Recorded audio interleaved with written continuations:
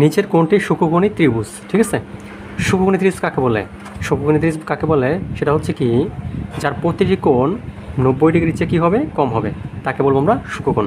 যেমন একটা ত্রিভুজ অঙ্কন করি আমরা, ঠিক আছে,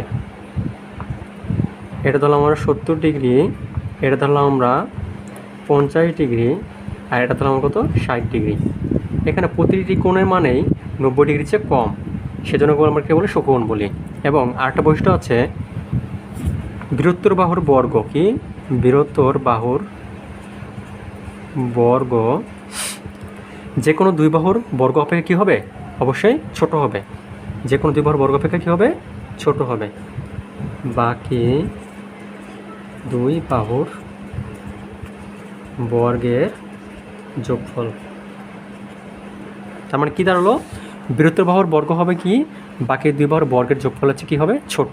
তাহলে আমরা অপশনগুলো দেখি, 3, 4 কত 5, এটা সমকোণী ত্রিভুজ গঠন করে। কারণ আমরা সমকোণী ত্রিভুজের ক্ষেত্রে পাই অতিভুজ স্কোয়ার সমান কি, লম্ব স্কোয়ার প্লাস কি, ভূমি স্কোয়ার। ঠিক আছে, কেন, 1 নম্বর অপশন আমরা চেক করি আমরা, 3 স্কোয়ার যোগ 4 স্কোয়ার সমান কত হয়, 9 যোগ 16 কত হয়, 25। ঠিক আছে, আর আরেকটা বাহু কি আছে, 5কে স্কোয়ার বলে কত পাই আমরা, 25। তার মানে 1 নম্বর অপশনটা আমাদের হবে না, ক্রস। নাম্বার 2 দেখি, হ্যাঁ, কত আছে, 2, 3, 5, তার মানে স্কোয়ার করি, 2 স্কোয়ার প্লাস 3 স্কোয়ার কত হয়, 2 দুগুণে 4 আর 3 3 কত হয়, 9, 9 কত হয়, 13। আর এটাকে আমরা স্কোয়ার করলে কত পাই, 5কে স্কোয়ার করলে 25 পাই, কত পাই, 25 বড় হয়ে যায়। কিন্তু আমার মতে কী হইতে হবে, বৃহত্তর বাহুর বর্গ কী হবে, বাকি দুইবার বর্গের যোগফল কী হতে হবে, ছোট হইতে হবে। তাই 2 নম্বর আমার হইতেছে না, 2 নম্বর আমাদের ক্রস।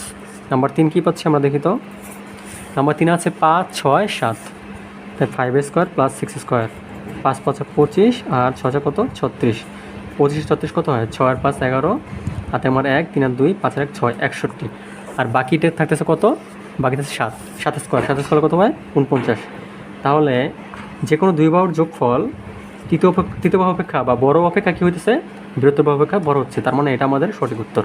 তো বাকিটা আমাদের যাওয়া লাগতেছে না। ঠিক আছে, তার মানে এই প্রশ্নের অ্যান্সার হবে কত, গ নাম্বার। কারণ বৃহত্তর বাহুর বর্গ বাকি দুই বাহুর বর্গ অপেক্ষা কী আসতেছে, ছোট আসতেছে।